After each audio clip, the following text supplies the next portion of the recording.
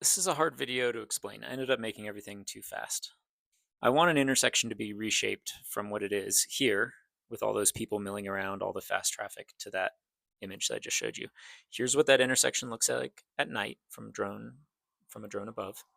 The nightclub was that purple light. And then this is the same intersection during the day. It looks pretty not beautiful, and I feel so much love for so many of these things. Sometimes I come off as very angry, sometimes I am. I don't know how to talk about it like a normal person, whatever that means.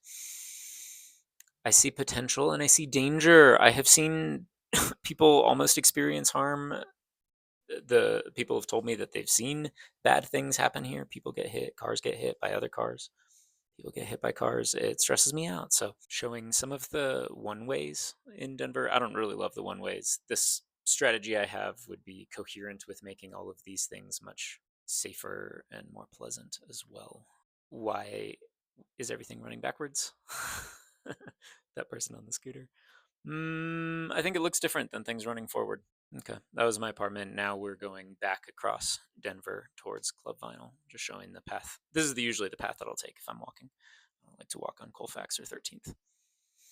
Those are those two intersections that are pretty gnarly, and then that's the intersection in front of Club Vinyl. And this is the changes that could be made. We could start these with just orange traffic cones with a circular path on the outside. I think it would be worth trying.